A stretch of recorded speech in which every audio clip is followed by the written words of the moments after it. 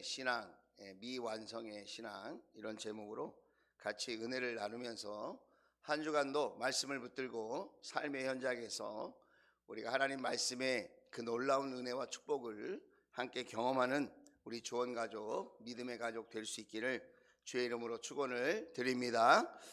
자, 레오나르도 다빈치라고 하는 이탈리아의 화가를 여러분이 아실 겁니다. 이 화가가 그린 그림 중에 하나가 유명한 모나리자라고 하는 그림인데요. 그 당시 귀족이었던 존 코드라고 하는 사람이 다빈치에게 가서 자기 부인을 그려달라고 한 겁니다. 그래서 한 달이면 완성이 되겠냐고 했는데 다빈치가 아니라고 시간을 더 오래 줘야 된다고 이야기를 했습니다. 그러면 1년만 기다리면 되겠냐고 그렇게 물어봤는데 다빈치가 제가 완성할 날은 저도 모릅니다. 기다려 주십시오. 하지만 제가 정성을 다해서 그렇게 완성해 보겠습니다. 그렇게 이야기를 했는데 여러분이 잘 아시는 바와 같이 이 그림의 포인트가 뭐죠? 눈썹이 없는 겁니다. 눈썹이 없는. 어떤 분은 그 당시 유행이 눈썹을 미는 거다. 그래가지고 눈썹이 없었다. 뭐 이렇게 얘기하시는 분도 계시는데 그게 아니고 미완성한 겁니다. 그 귀족인 존 코드가 4년 동안이나 기다렸는데 그림을 안 주는 거예요. 그래서 어느 날 찾아가서 어디까지 됐냐? 그랬더니 여기까지 됐다. 아직 완성이 된 게 아니다. 그런데 그 미완성된 작품을 가져갔어요. 미완성되었지만 이 그림이 유명하게 되어진 것, 그것은 정말 놀라운 일이 아닐 수 없죠. 완성된 게 아닌데 유명하게 됐다는 거예요. 만약 눈썹까지 완성됐더라면 어떤 일이 일어났을까? 어떤 일이 일어났을까? 더 유명해졌을까? 그것은 아무도 모르겠죠. 여러분, 그림에도 이렇게 미완성 작품이 있는 것처럼 음악에도 미완성 작품이 있습니다. 미완성 교향곡이라고 슈베르트가 미완성 교향곡을 본인이 발표하는 건 아니죠. 미완성됐는데 그것이 발표하게 됐는데 아주 유명한 곡이에요. 이 곡도. 제가 왜 이런 말씀을 드립니까? 우리는 살면서 내 신앙이 아직 미완성인 것 같아. 내가 이런 일로 저런 일로 답답하고 아직 힘든 것 같아. 이렇게 생각할지 모르지만 여러분, 신앙에도 미완성의 신앙이 있다는 거예요. 내가 생각할 때는 더 나은 신앙인이 되었으면 좋겠다. 더 나은 신앙인이 되어지지 못해서 마음이 아프고 힘들 때, 답답할 때가 있지만 미완성으로서의 가치가 있는 것이라는 거예요. 모나리자의 작품이, 모나리자라고 하는 작품이 그런 것처럼, 슈베르트의 교향곡이 그런 것처럼 저와 여러분이 아직 미완성이지만 미완성 그대로의 의미가 있을 수 있다, 라고 하는 거예요. 여러분, 예수님의 제자들을 한번 생각해 보세요. 그들은 미완성인 신앙인들이었습니다. 예수님과 3년 6개월 동안이나 함께 했지만 그들은 완성된 제자가 아니었습니다. 어떻게 알죠? 그들은 예수님이 십자가에 못 박힐 때 다 도망갔습니다. 누구 하나 예수님 십자가에 달리시기 전에 억울한 재판을 받을 때 나서서 이거는 불법이다, 이렇게 될 수는 없는 거다, 내가 대신 십자가에 달리고 싶다, 이렇게 말한 제자가 아무도 없습니다. 특별히 이 많은 제자들 가운데 베드로 이야기를 좀 하고 싶어요. 베드로는 가장 연장자이면서 수제자라고 얘기를 듣던 제자이고, 그 제자의 열정과 그 열심은 다른 제자들을 압도하는 그런 인물이었습니다. 자, 그런 베드로가 예수님이 이제 최후의 만찬을 하시고 이제 겟세마네 동산에서 이제 기도하고 하는 그 모든 일련의 그 사건들 속에 이 베드로의 마음은 어떤 마음이었냐면 이런 마음이었어요. 자, 누가복음 22장 말씀입니다. 31절.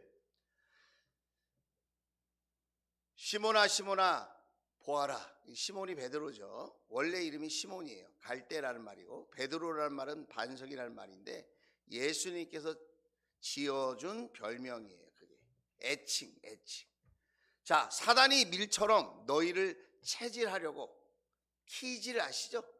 키질, 너희를 소나기에 넣기를 요구하였다. 여러분, 예수님의 제자들이지만 사단이, 보이지 않는 악한 영이 그 제자된 그들의 삶을 망가뜨리려고 했다는 거예요.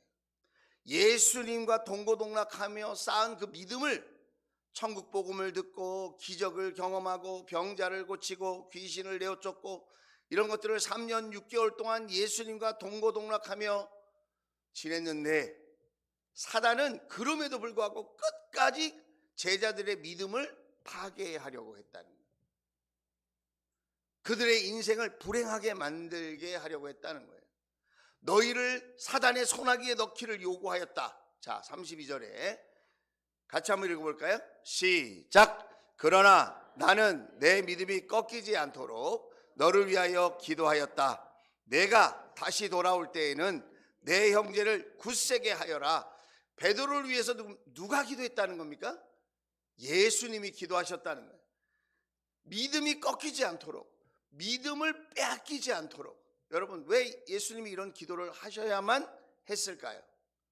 제자들의 믿음을 빼앗고 그 믿음을 꺾어뜨리려고 하는, 예수님을 향한 사랑과 믿음과 소망을 없애려고 하는 악한 존재가 있기 때문에 그렇다는 거예요. 우리가 신앙생활하면서 느끼는 것 있잖아요. 우리도 뭔가 열심히 정말 기쁘게 감사하는 마음으로 그렇게 신앙생활하고 싶은데 이런저런 일들로 인하여서 우리가 넘어지고 낙심될 때가 참 많다는 거예요. 그런데 우리는 기억해야 돼요. 예수님이 베드로를 위하여 기도하셨듯이 저와 여러분을 위해서 누군가는 기도하고 있고, 우리 예수님도 저와 여러분을 위해서 기도하고 계신 줄로 믿습니다. 예수님이 당부하십니다. 내가 다시 돌아올 건데, 다시 돌아올 때는 내 형제들을 굳세게 하여라.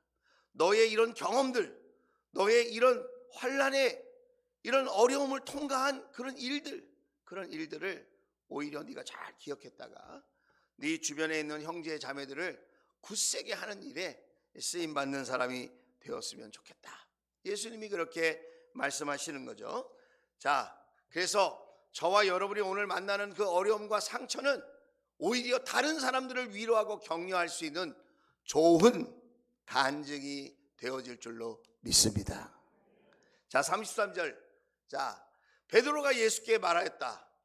이렇게 얘기를 해도 베드로가 얘기를 하는 겁니다. 자기의 속마음을 드립니다. 자, 뭐라고 드립니까? 주님, 나는 주님이 감옥에 갈 때에는 나도 감옥에 가고, 주님이 죽는 자리에 계신다고 하면 나도 그 죽는 자리에 같이 하겠습니다. 주님과 함께할 각오가 되어 있습니다. 베드로가 뭐라고 말합니까? 주님과 함께할 각오가 되어 있습니다.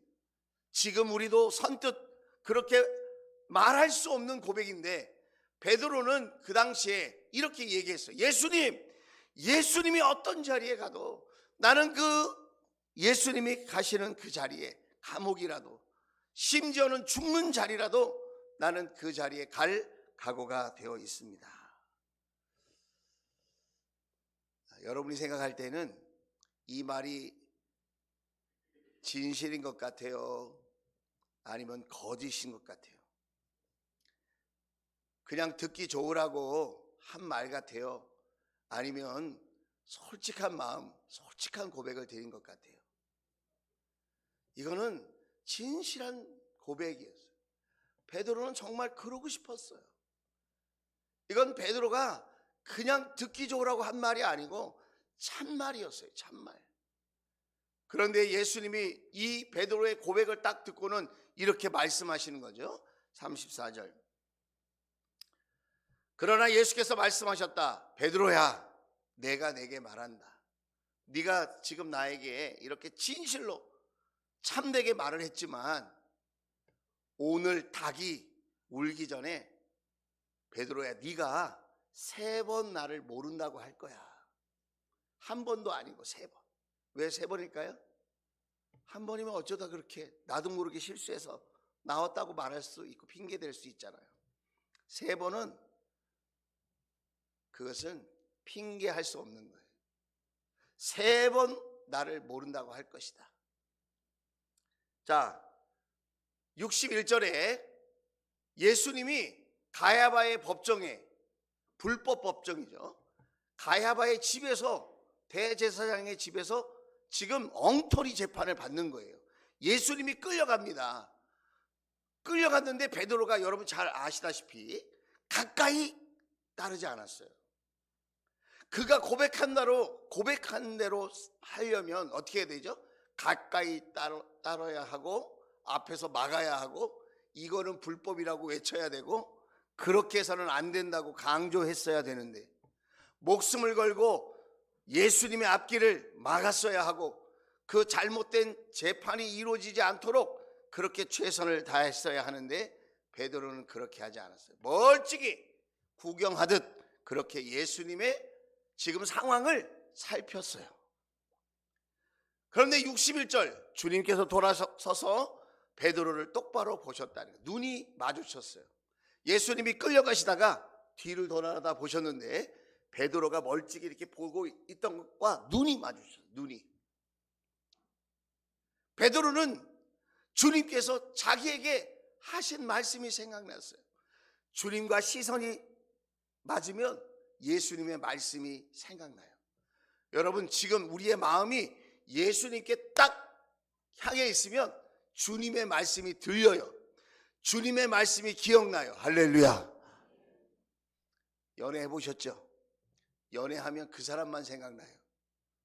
그 사람이 하는 말만 귀에 들려요. 사랑에 빠진 사람은 사랑하는 사람의 말과 모습이 보여요. 오늘 우리가 이렇게 예배를 드리지만 예수님을 사랑하는 마음으로, 예수님을 경외하는 마음으로 예배를 드리면 마치 베드로와 예수님의 눈이 마주친 것처럼, 시선이 딱 맞닥뜨린 것처럼 우리에게도 스파크, 영적 스파크가 일어나는 거예요. 하나님의 말씀이 생각날 줄로 믿습니다. 하나님의 말씀이 들릴 줄로 믿습니다. 베드로는 들렸어요. 생각났어요. 떠올랐어요. 어떤 말씀이? 오늘 닭이 울기 전에 내가 3번 나를 모른다고 할 것이다. 그 말씀이 생각났다는 거예요. 62절 그리하여 그는 바깥으로 나가서 비통하게 울었다는 거예요. 자, 보세요. 왜 울었을까? 아무리 자기가 진심으로 예수님을 사랑한다고 말을 할 수 있다 할지라도, 내가 예수님과 함께 감옥에도 가고 죽는 자리에 가겠습니다, 이렇게 내가 그렇게 솔직하게 용기 있게 말할 수 있다 할지라도 자기의 삶을 보니까 그 말씀을 실천할 힘이 없는 거예요. 자기가 한 그 고백을 지킬 힘이 없는 거예요. 자기에게. 여러분 우리도 신앙생활 하다가 그런 걸 느끼잖아요. 뭘 느낍니까? 내가 예수님께 이런 약속도 하고 저런 약속도 합니다. 우리가 임직을 받을 때에, 직분을 받을 때에, 예수님을 믿고 침례를 받을 때에 나도 예수님을 사랑하겠습니다, 나도 온 마음과 정성을 다해 하나님의 교회를 섬기겠습니다, 영혼들을 돌보겠습니다. 우리도 여러 가지 하나님 앞에 알게 모르게 이렇게 신앙의 고백을 하고 사명의 고백을 하는 거죠. 진심입니다. 그게 속마음이었어요. 그런데 그 지킬 힘이 나에게 없다는 거예요. 그게 문제예요.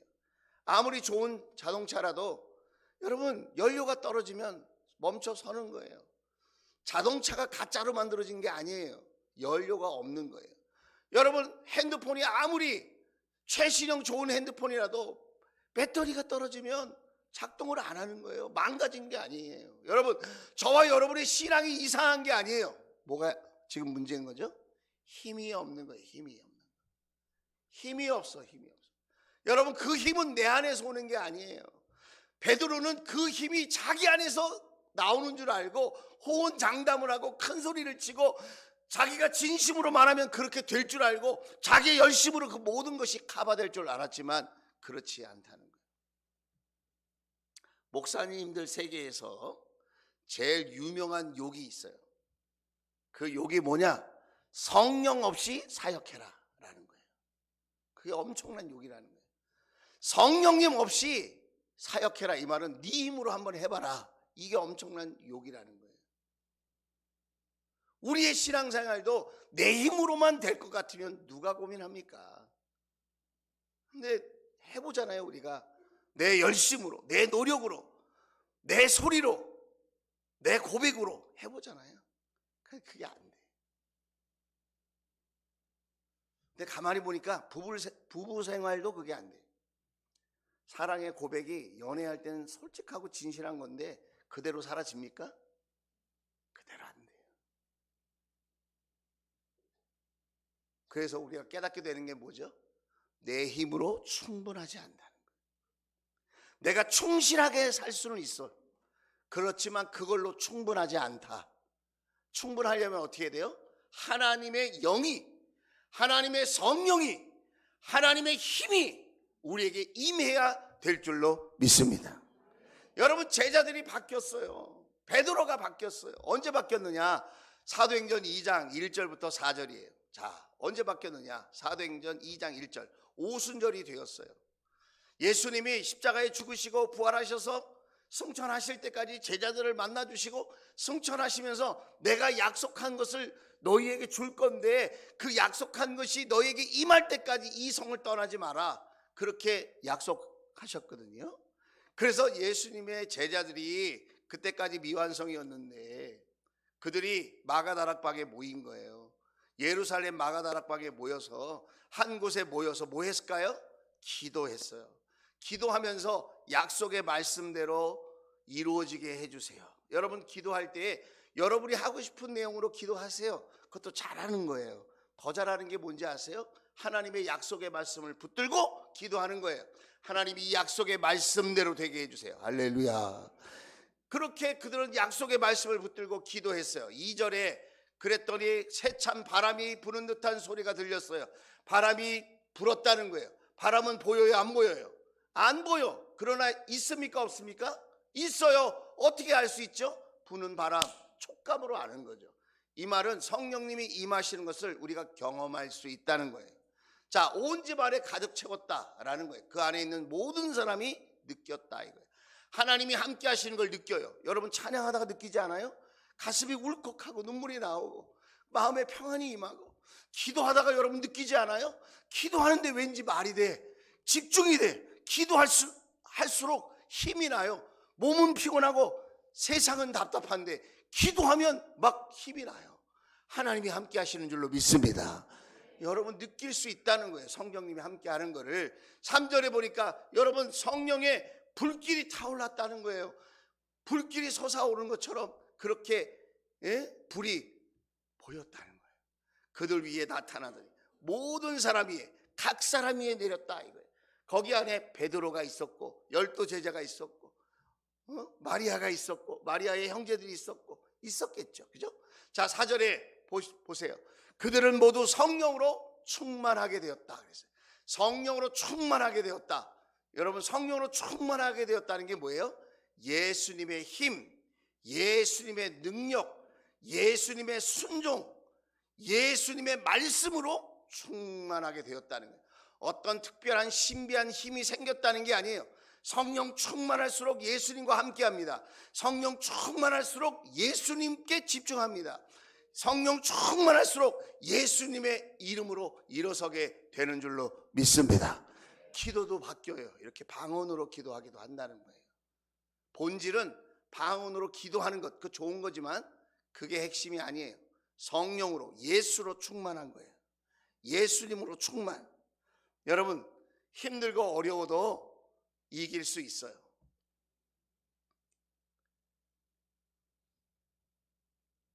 결혼해서 사랑의 열매로 아이를 하나님이 허락하십니다. 그래서 처녀 있던 몸에 새 생명이 자라납니다. 그래서 배가 불러오죠. 10달이 되면 출산을 합니다. 출산하면서 보통 하는 말이 뭐라고 그러냐면 결혼 괜히 했다고 그러거든요. 엄청 아프고 힘들다고 그래요. 저는 아이를 낳지는 않았습니다. 그런데 그런 얘기를 해요. 다시는 또 아기를 낳나 봐라. 너무 아프다는 거예요. 그러면서 심지어는 자기 신랑을 욕하는 사람도 있어요.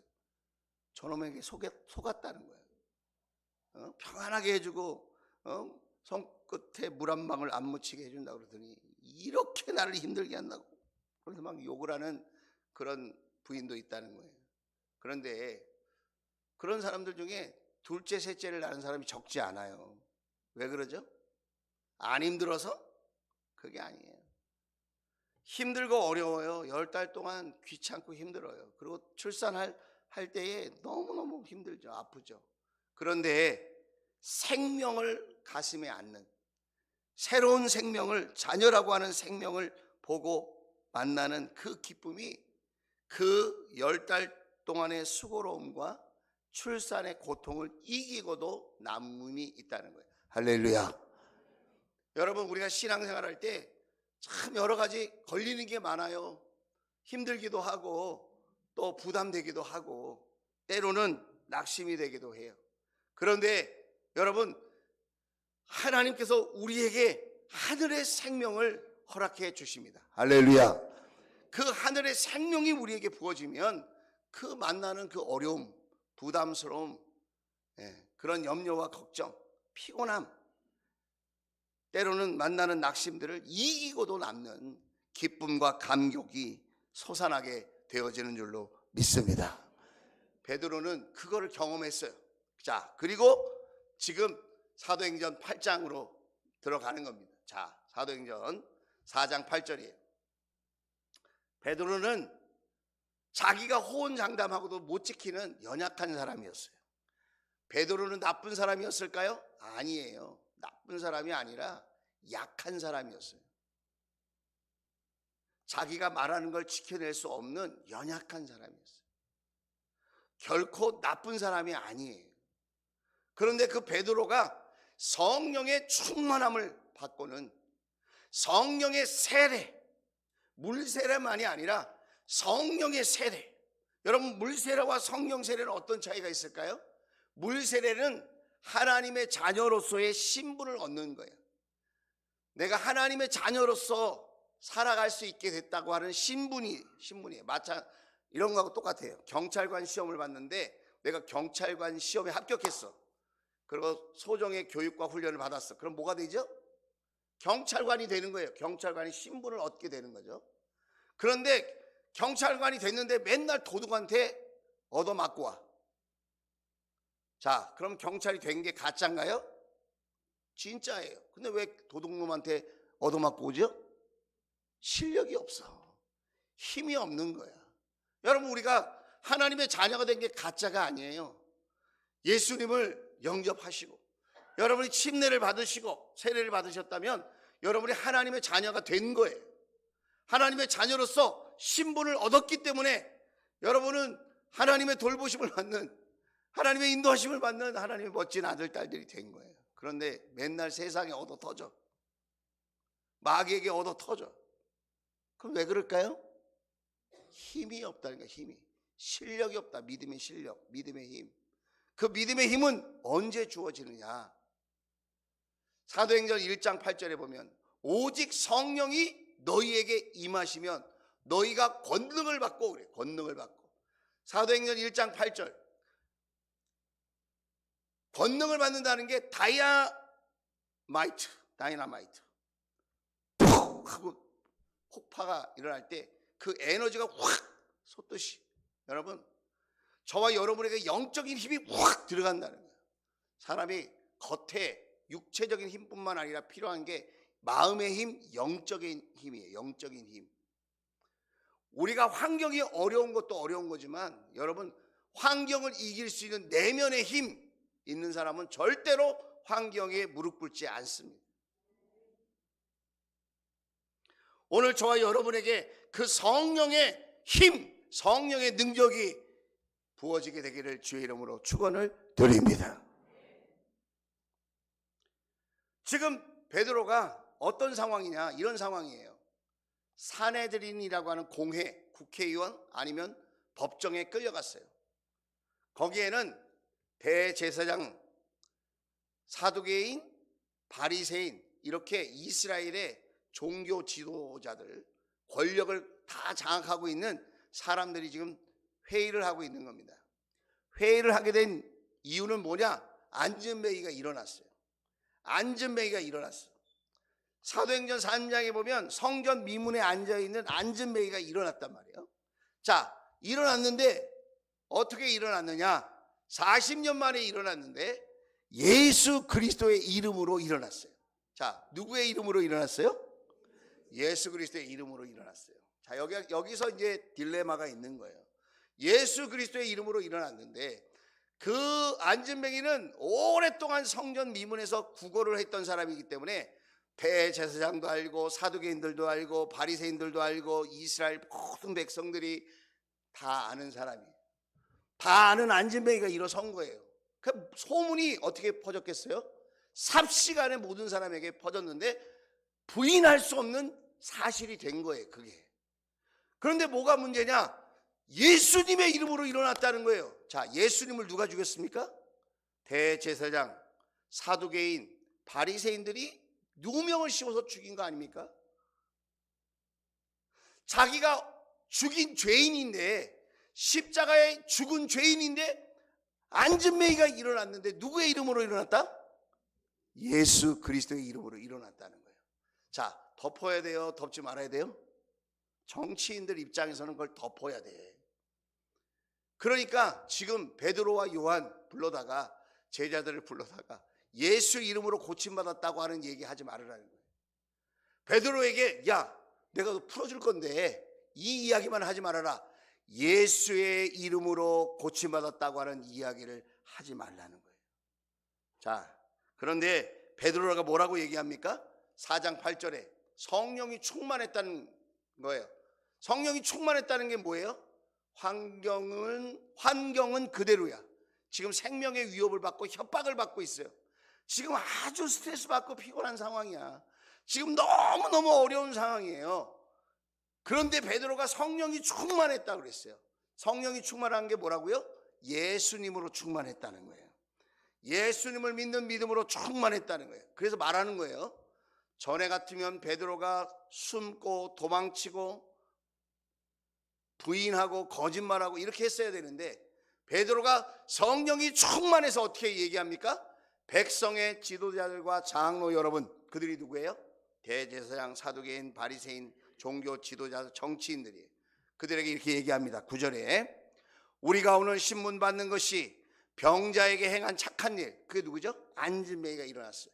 또 그가 누구의 힘으로 낫게 되었느냐 하는 문제 때문이라면, 누구의 힘으로 낫게 되었느냐 하는 문제 때문이라면 10절 여러분 모두와 모든 이스라엘 백성은 이것을 알아야 합니다. 이 사람이 성한 몸으로 여러분 앞에 서게 된 것은, 베드로가 분명히 얘기합니다. 같이 읽겠습니다. 시작! 여러분이 십자가에 못 박아 죽였으나 하나님이 죽은 사람들 가운데서 살리신 나사렛 예수 그리스도의 이름을 힘입어서 된 것입니다. 할렐루야. 자, 지금 베드로가 뭐라고 얘기하죠? 이건 예수님 때문에 된 거야. 그분이 우리의 구원자야. 우리 죄를 용서하시고 우리에게 생명을 주시되 영원한 생명을 주시는 그분이 부활의 첫 열매고 그분이 구원자야. 이렇게 얘기를 하는 겁니다. 자, 우리가 살고 있는 이 세상은 예수의 이름을 말하는 걸 좋아하는 세상일까요? 좋아하지 않는 세상일까요? 교회를 다녀도 예수님의 이름을 말하지 말라는 거예요. 신앙생활을 해도 예수의 이름을 말하지 말라는 거예요. 예수만 구원자라고 말하지 마라. 그것이 세상이 지금 우리를 협박하고 있는, 우리에게 지금 손가락질하고 하는 이유예요. 자, 보세요. 내 아버지가 한 분이라고 말하는 게 그게 독선입니까? 아니 아버지가 여럿이 있어야 됩니까? 제가?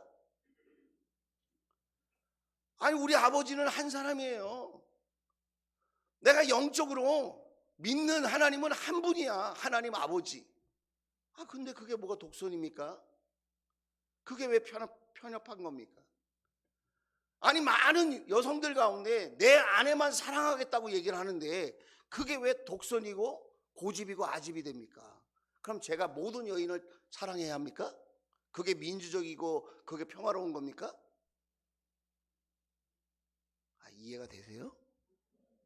아니 우리가 예수님을 사랑한다고 하는데 그게 뭐가 독선이고 그게 뭐가 편견이고 그게 고집입니까? 왜 너희들 예수 믿는 사람들만 그렇게 유별나게 하나님만 믿는다고 말하고 예수님만 믿는 구원자라고 얘기하는 거야? 세상 사람들이 그렇게 얘기합니다. 그런데 여러분 진리는 둘이 아닙니다. 아버지는 한 사람으로 충분합니다. 11절에 이렇게 얘기합니다. 자, 11절.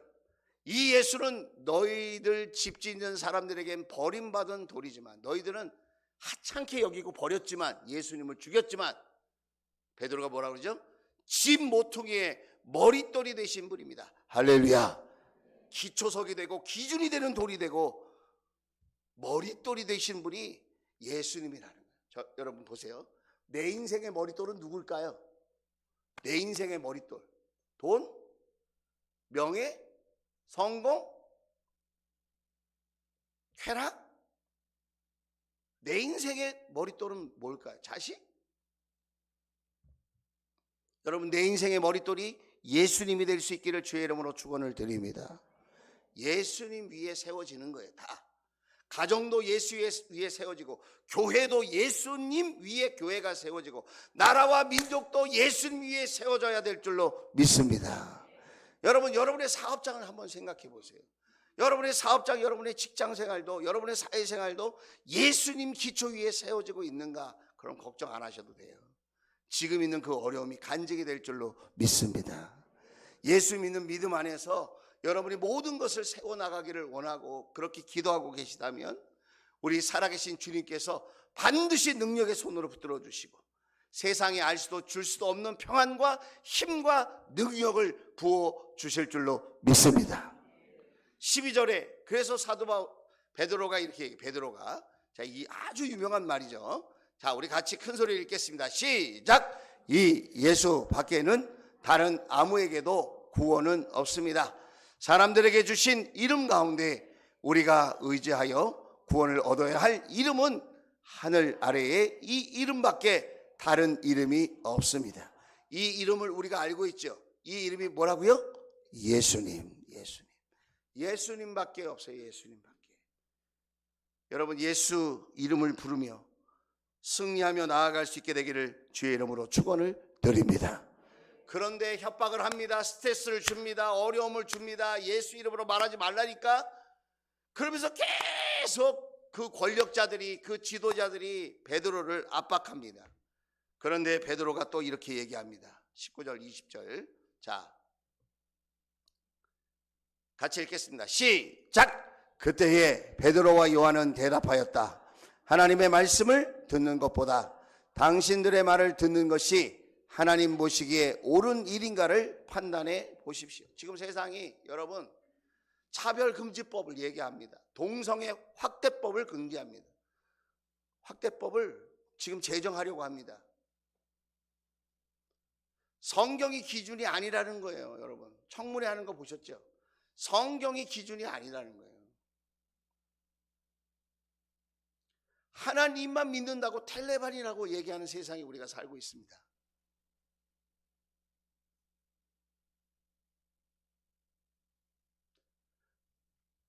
성경의 진리를 부인하고 가정과 국가의 기초적인 윤리를 깨뜨리려고 하고 있어요. 우리 세대는 어떻게 살지 모르지만 우리의 자녀들, 우리의 손자, 손녀 세대들은 여러분 지옥 같은 세상을 만나게 될 것입니다. 기후의 위기, 핵의 위기, 경제적인 위기 다 위기지만 더 큰 위기가 뭔지 아세요? 하나님 말씀을 깨뜨리려고 하는 이 악법, 하나님의 말씀을 대적하는 이 악법을 만들려고 하는 여러분 이 시도가 그 어떤 위기보다도 더 큰 위기라는 것을 기억해요. 오늘 베드로가 이야기합니다. 요한과 더불어 하나님 말씀을 듣는 것보다 당신들의 말을, 당신들 권세자들, 당신들 권력자들, 당신들의 말을 듣는 것이 옳은가, 하나님 보시기에 어떤 것이 더 옳은가를 판단해 보라는 거예요. 우리는 지금 누구의 말을 들으려고 준비하며 살고 있죠? 매일매일 누구의 말을 듣죠? 하나님의 말을 먼저 들을 수 있게 되기를 주의 이름으로 축원을 드립니다. 20절에 뭐라고 얘기합니까? 20절 우리는 보고 들은 것을 말하지 않을 수 없습니다. 할렐루야. 목장에서 하나님을 우선하여 사는 사람들, 나처럼 똑같이 세상에서 살고 있지만 기도하며 사는 사람들, 말씀을 붙들고 사는 사람들, 하나님을 믿는 믿음으로 살려고 애쓰는 사람들, 그 사람을 보고 여러분 그 사람의 고백을 들을 수 있게 되기를 주의 이름으로 축원을 드립니다. 교회는 그 하나님의 역사를 보고 듣는 것이어야 해요. 이 이야기만 하고 마치려고 합니다. 4대째 기독교 집안이에요. 4대째. 거기서 태어났어요. 그 사람의 이름이 뭐냐면 이영훈이에요. 이영훈. 여러분 혹시 이영훈 아시는 분이 계십니까? 이영훈. 지금 여의도 순복음교회 담임 목사가 이영훈이에요. 제가 그 사람을 압니다. 어떻게 알죠? 책을 보고 압니다. 감사의 기적이라고 하는 책을 썼어요. 그 이영훈이라는 분이. 거기에 자기 간증을 썼어. 자기가 청소년 될 때까지 예수님 이야기가 그냥 소설 속에 나오는 이야기처럼 그렇게 지식적으로만 생각됐다는 거예요. 예배 시간이 되면 그냥 떼고 나오는 거예요. 예배 시간이. 그리고 신앙생활하는 게 막 부담으로 느껴지는 거예요. 할 거는 많은데 교회는 나가서 예배 드려야 되고 또 하나님 말씀 막 들으면 믿어지지는 않는데 자꾸 지식적으로만 쌓이는 것 같고 그래서 너무너무 힘들었다는 거예요. 그런데 어느 날 성령님이 임하신 거예요. 어느 날 성령님을 체험한 거예요. 자, 우리 지난주에 침례 받으신 그 사진을 한 장만 보여드릴게요. 자, 신정미 우리 성도님이 지난주에 침례 받았어요. 침례. 자, 그렇죠. 이렇게 물속에 들어갔죠. 더 좋은 사진도 있는데 프라이버시를 위해서 이 사진만 보여드리도록 하겠습니다. 자, 물에 지금 잠겼어요. 느꼈을까요? 못 느꼈을까요? 느꼈죠. 물이 내 몸에 닿잖아요. 성령님이 나에게 오셨어요. 느낄 수 있습니까? 느낄 수 없습니까? 느낄 수 있다고 했잖아요. 아까 바람처럼 불처럼 느껴요. 성령 세례, 성령 침례 같은 말이거든요. 내가 이렇게 물 세례를 받는 것처럼 성령의 세례를 우리가 받는 거예요. 성령님이 어느 날 오십니다. 우리에게 구하고 찾고 두드리면 악할지라도 자녀에게 좋은 것을 줄 줄 알거든. 하물며 하나님께서 성령님을 선물로 주시지 않겠느냐. 할렐루야. 성령님을 우리가 받는 것이 하나님의 뜻이에요. 성령님을 경험하는 것이 하나님의 뜻. 그 이영훈이라고 하는 그 청년이 성령님을 만난 거예요. 그랬더니 4가지 변화가 있었다는 거예요. 첫째, 성경 이야기가 하나님의 말씀으로 믿어진다. 둘째, 예수님이 내 마음속에 살아계시는 것으로 믿어진다. 세 번째, 기도하고 찬양할 때 눈물이 난다는 거예요. 눈물이 갑자기 울컥한다는 거예요. 자기가 그런 사람이 아니라는 거예요. 냉철한 사람이에요, 성격이. 그런데 성령이 임한 다음부터는 눈물이 그렇게 흔한 사람이 되는 거예요. 울컥하고 감동받고 예배를 통하여, 기도를 통하여, 찬양을 통하여, 말씀을 통하여 그렇게 감동을 받는다. 감동을 받고. 네 번째는 뭐냐? 전에는 4대째 교회를 다니고 매일 가정 예배를 드리는 집에서 살았대요, 자기가. 그런데 그때까지 5분 이상 기도해 본 적이 없대요. 5분 이상. 그런데 성령님이 임하고 난 후에는 그 5분 하던 기도가 눈만 감으면 그냥 30분, 1시간씩 되더래. 할렐루야. 기도하고 싶은 마음이 생기더라는 거예요. 여러분, 성령은 받아도 될까요? 안 될까요? 여러분, 이왕 신앙생활을 할 것 같으면 물 세례만 받지 마시고, 물 침례만 받지 마시고, 여러분 성령 세례, 성령의 침례를 받을 수 있게 되기를 주의 이름으로 축원을 드립니다. 성령이여 임하여 주옵소서. 성령이여 임하여 주옵소서. 우리 각 개인에게 임하여 주옵소서. 우리 가정에 성령이여 임하여 주옵소서. 우리 목장과 일터에 성령이여 임하여 주옵소서. 환경이 어렵고 시간이 바쁘고 힘들다고 그것이 아무리 사실이라도 성령님이 임하면 능히 감당해 내는 줄로 믿습니다. 할 수 있어요. 하나님이 성령을 선물로 주십니다. 오늘 그 성령님을 사모하는 한 주간이 될 수 있기를 바라고, 10월 한 달 동안 성령님 내 인생에 오십시오. 성령님 인정합니다. 모셔드립니다. 환영합니다. 성령이여 내 안에 힘이 되어 주십시오. 나의 지혜가 되어 주십시오. 성령님 나의 능력이 되어 주십시오. 성령님께서 여러분을 새롭게 하시고 안전뱅이를 일으켜 주셨던 것처럼 저와 여러분의 삶을 일으켜 세워주실 줄로 믿습니다. 우리는 지금 미완성일지 모릅니다. 이대로도 충분할 수 있어요. 충실히 살 수 있어요. 그러나 우리는 완성된 신앙을 꿈꾸면서 성령의 역사를 소망하면서 그렇게 나아가는 저와 여러분 될 수 있기를 주의 이름으로 축원을 드립니다. 자, 기도합시다.